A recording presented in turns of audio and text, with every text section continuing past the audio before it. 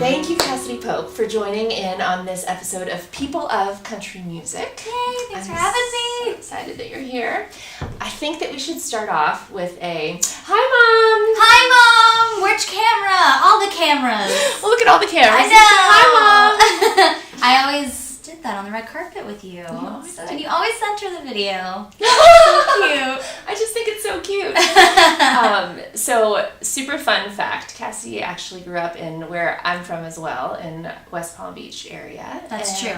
I think that that's so fun. So I've got to know your mom a little bit better over the years and watched you become so amazing in what you're doing and be super proud of you. Thank you.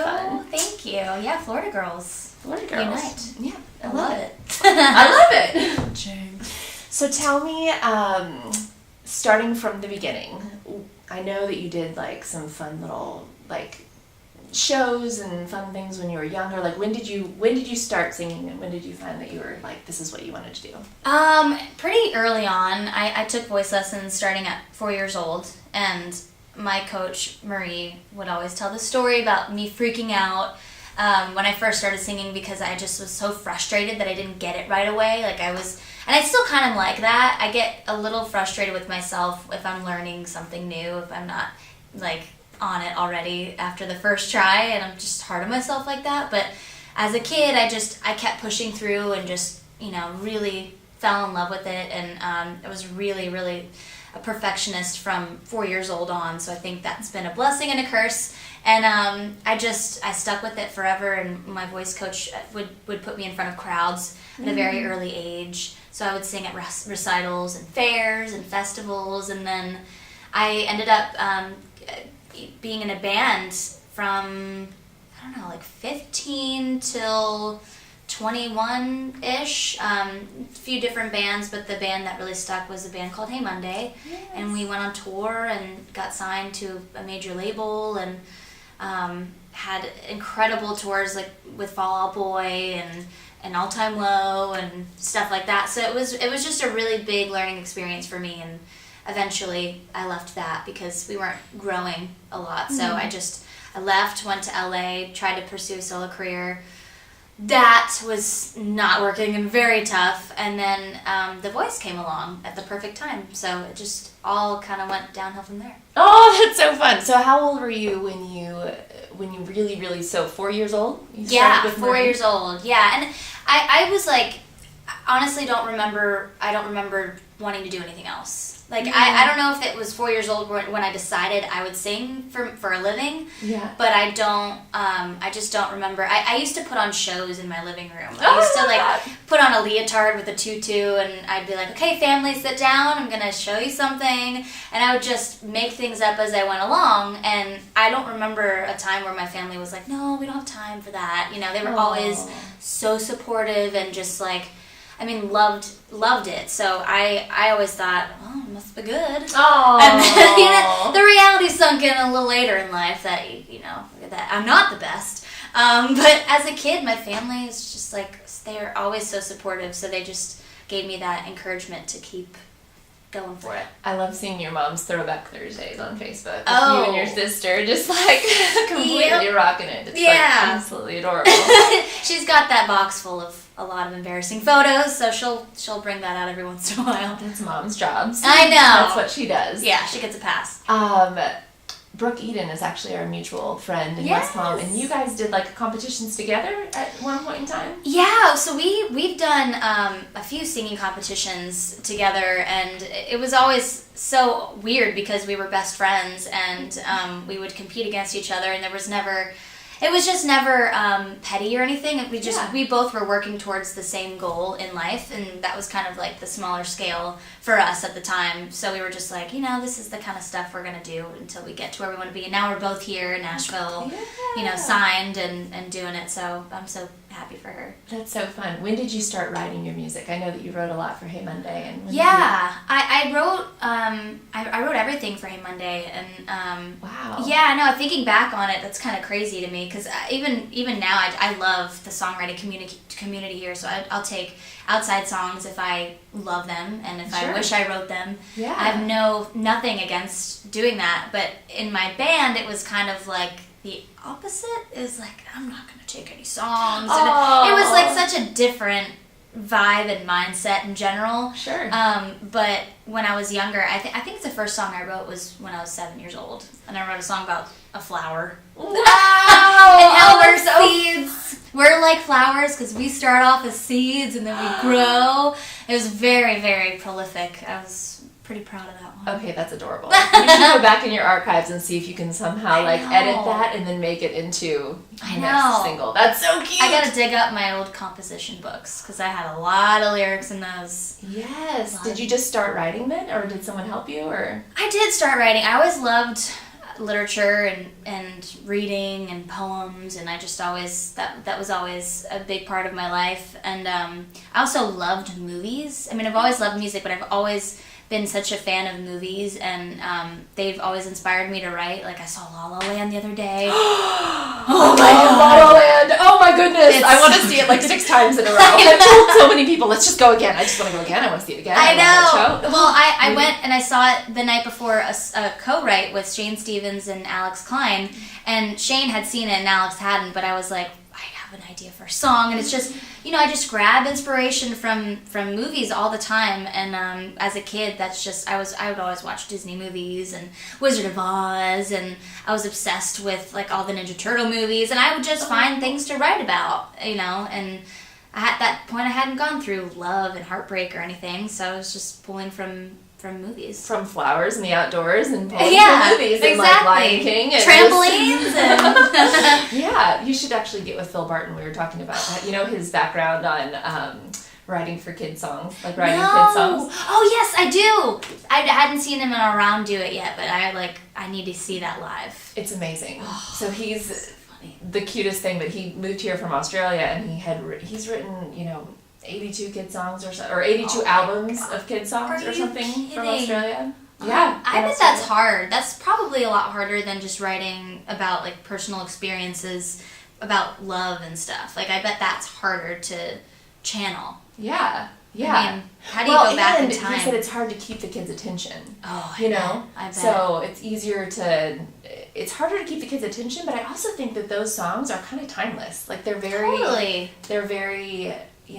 just familiar. Mm-hmm. So you started writing and you joined the band, or you created the band. Yes. Monday. Mm-hmm. Yeah. At 15. Yeah. So Hey Monday was, I think, more around like 17, but 15 was about when I started just singing with other bands. Like, there would be bands around town, and they'd be like, come up and sing on Friday night, and I'd come up, and I got sucked into that camaraderie, that vibe of being in a band, and West Palm Beach, the like live music scene was so awesome, and I just wanted to be a part of that. And I had a boyfriend who was in with all these other bands, and I was like, that's how I got into it. I loved everybody involved, and then I just started getting a lot more serious about it, and I thought, I really want to be in a band and tour and do this. So I actually, at 17, so you're like a junior in high school. Yeah, I'm a junior, and I took my senior year online actually, because I wanted to just put myself all in, and I honestly, if I hadn't done that, I probably would have failed, because I was always doing music, and to be able to do school online was a huge help. I was able to pass and graduate, which is technology. Good. Yeah. We have Cassadee Pope here today because of technology. Take it from me. So fun. And then, I put a band together. I actually picked some guys out of other bands that I loved, and I was like, hey, if you guys are, slowing down anytime soon, I want to do this band. And we all started playing together and showcased for Columbia Records in New York City. Wow. And how scary was that? Very scary. Oh my goodness. Yeah, it was really in New York, scary. But you're like doing a showcase? That's crazy. Yeah, and it was in a room where it was just all suits, and they were all just sitting, and you could see people whispering to each other, and you're just like, I can't tell, do they like this? am I just making a fool of myself? And you're told to just like leave it all on the stage and show them what you've got, but no one's reacting, so you're like, you feel like an idiot. Referencing La La Land when she's standing there like in her act like, do they like me? Yeah, and they're like, oh, someone come in, I need to order a sandwich, as she's crying on the phone. Yes. Yeah, that's exactly how I felt. And then, next thing I know, they're like, yeah, we loved it, let's sign you. And we got signed, we toured the world, we were together for like 4 or 5 years. Wow. And it was a crazy whirlwind experience, but it just, had time was up on us, and I felt it. I didn't want to beat a dead horse, and I was just like, I'm only 21. I'm ready to like go on to other things and see what I can accomplish. And then I went to LA. Wow. So first of all, rock on to your mom who let you just at 17 decide like, okay, this is my daughter's dream. And well, she honestly, the worst thing that she could have done to herself at that time was research 15 passenger vans and how dangerous they were. Oh no. Because we had one, and we had a trailer attached, and we were driving, a bunch of Florida kids driving through the Midwest, and then also just like we went to Canada a few times when it was snowing. We got stuck in the snow a few times. Oh no. And like almost jackknifed a few times. So she really had to just grin and bear it through that whole thing, because I could have gone terribly wrong. That I remember one time you were stuck for like a couple days in a snowstorm. That was last year. That was on the first weekend of the Chris Young tour. Oh. Yeah. We went through Storm Jonas. Do you remember that one? It was like in the, I guess, East Coast, Northeast, and it was in Pennsylvania. We had just canceled our show in Philly, and we were like, okay, we're gonna beat the storm and go to, I forget where we were even going, somewhere else, and we got stuck behind a semi-truck that jackknifed. So we weren't even in the storm yet, but we just got stuck there. So we waited it out, and of course traffic got worse and worse, and then the storm came. So then we really got stuck, and snow was up to our knees. We were like stuck on the highway. The median was there, so you couldn't turn around, so it was just miles of cars. And like we were bringing tea out to people, because we had our bus and people were in their cars, and I was like, we're lucky right now. We need to do something. So it was weird. I felt so bad for people, and then I didn't realize this, but when I got home, my boyfriend was like, I was picturing kind of like The Walking Dead, like people charging your bus and just coming on the bus. He was like, I didn't want to say anything to you, but I was a little nervous about that, because we had heat and a bathroom. Yes. So what happened?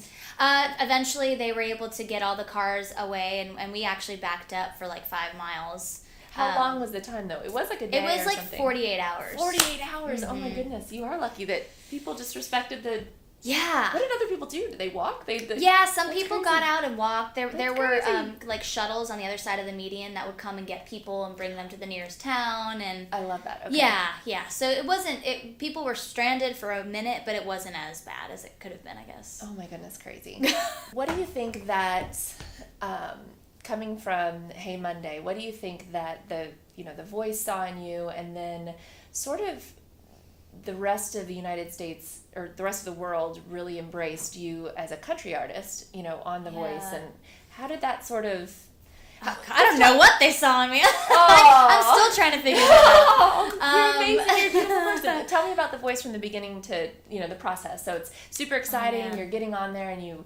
Yeah, it was crazy. So I got actually asked to do the season before, the one that Juliette Sims almost won. She is a friend that I've known since my Hey Monday days. So I saw her do that, and I was like, man, that really kind of revived her career, and I could use that. So when they came, and I was like, oh, but I lost my chance. I said no. They came back, and they said, we know you left the band. Is there any way you'd want to come? So I did a private audition. They do some scouting as well as like the cattle calls, they call it. And such a terrible name for that, by the way. I hate that term. Can we redo that? I know, right? I didn't make that up. Else. Yeah, something else. And so I went in, and you kind of know when people aren't into it, and they'll stop you after the first chorus. But they let me finish the whole first song. I actually did Jar of Hearts. Yes. And then I was like, well, I can do, and they asked for another one. I was like, I can do one with the guitar. I could do another one where I'm just singing. And they said, yeah, just sing. And I did Stronger by Kelly Clarkson. At the time, my roommate who I was living with, that is what a roommate is, sorry. Just my a roommate definition. at It's the good. time, Be as descriptive as I possible. need to really explain the situation. Yes. My roommate at the time was Allie Tamposi, who I grew up with in West Palm Beach. Yep. And she co-wrote that song. So it was kind of this full circle thing, and they loved it. And I then went in to do this long interview where I just explained my journey, and then people said, well, if you did that part, you probably made it. And I didn't know, so I waited a month. And then I got the call when I was in the studio doing my solo EP that my boyfriend paid for at the time because I was broke. And I was like, okay, awesome. I got to finish this EP so I can put it out, and they don't own it, so I can pay rent. I love it. I love it.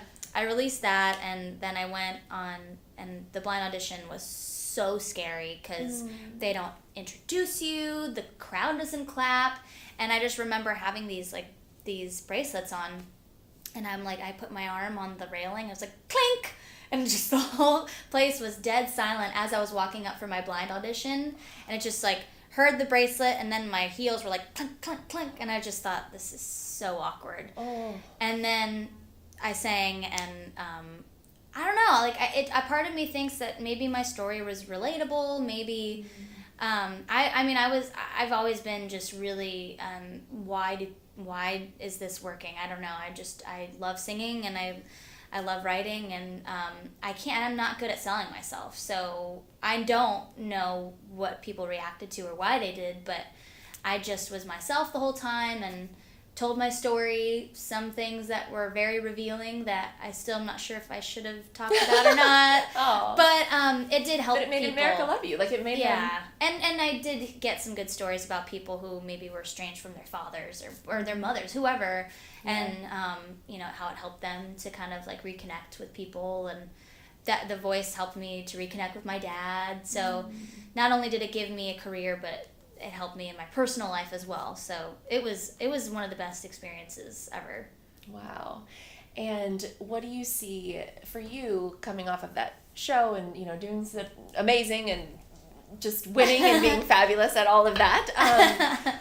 What does now today success look like to you? So what do you see, is that something that, you feel like you're, at the top and you're, reaching for? What's the next step, and what do you feel like it's going to be? I mean, success is so, I guess, relative, but I do feel like I've accomplished some things that make me feel like I am on a certain level of successful. I'm not where I want to be someday. Like someday I'd love to be Carrie Underwood status, where I'm touring the world and I'm selling out stadiums, and that's what, just because that means that people are reacting to the music, and that's a big scale of an audience. So that's my goal. But being nominated for a Grammy is insane. I mean, that is still not real to me, and that's a goal that I've always wanted to achieve. Having a number one song, like so many things that have happened over the past just year, let alone my whole career, that makes me feel successful. But I'm always like working towards the next thing. Well, and I think that your heart and where you're at is so great, because I think that you're so involved with your fans, and I can tell that. For me, looking at you, I feel like you feel so successful already because you are, doing what you love. And I think that that's an amazing thing, to be able to do what you love. And you write most of your music. You wrote almost all of your the first album I wrote a little over half of it. And then my last EP, I wrote 3 of the 4. And I've been writing, since I was a kid. So it's a part of me and what I need to do to get my emotions out there. I'm not the best at like talking about my emotions. It's a little awkward for me.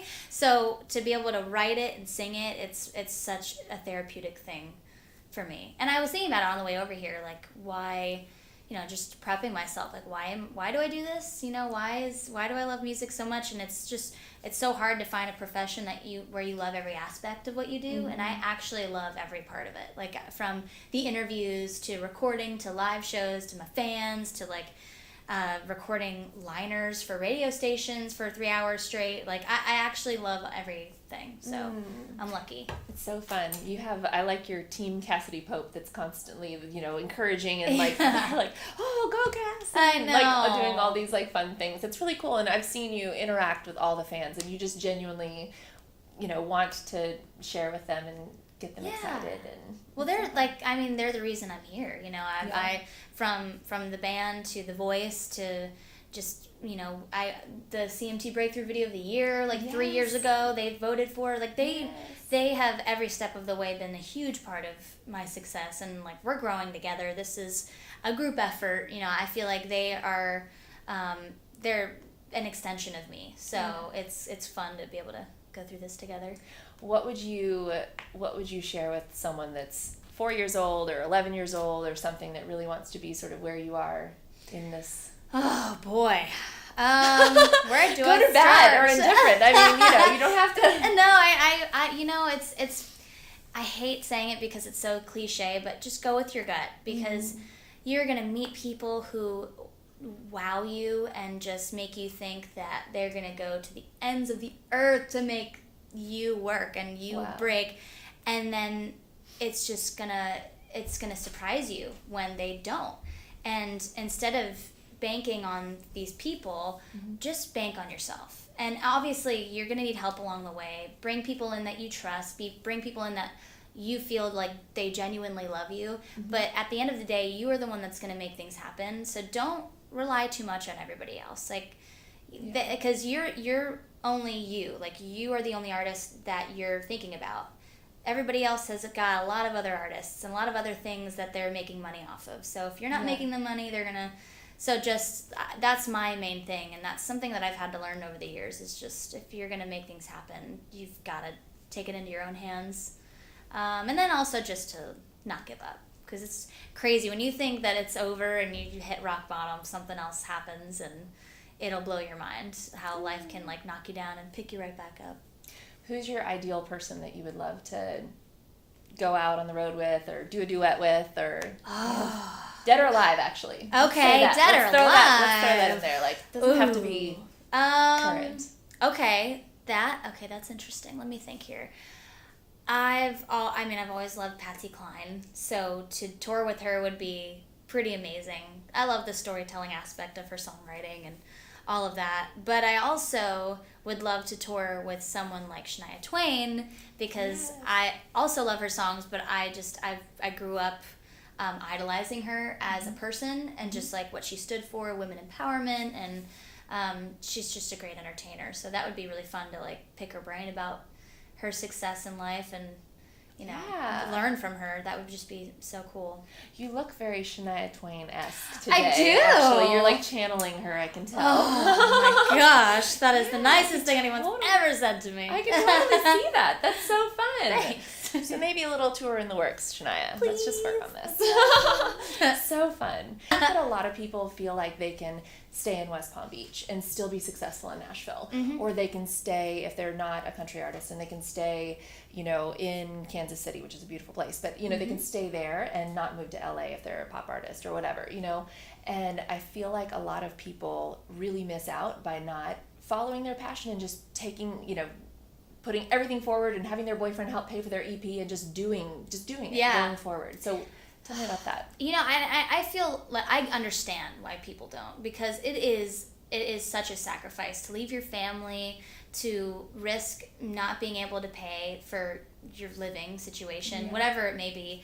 And it's scary, because you might be going home to Kansas City or whatever it is, and you're like a big deal there, and then you go to Nashville and you're still trying to make it. And maybe that's the comfort that people want. They want to go home and still have like, I'm the big fish in this little pond kind of thing. Yeah. But it is so worth it, and it makes the success so much better when you just take that risk and you go. Like when I moved to LA, that was the first place I lived on my own. I packed my Nissan Versa, drove from Florida to LA with my mom. I didn't stop at hotels because I just didn't want to waste any money. Oh. And I got there and I just kind of camped out with my friend at the time. Yeah. And although what I did before The Voice wasn't really anything that led to my success now, it still kind of had something to do with it. Okay. And it was a struggle that I am really proud of that I got through.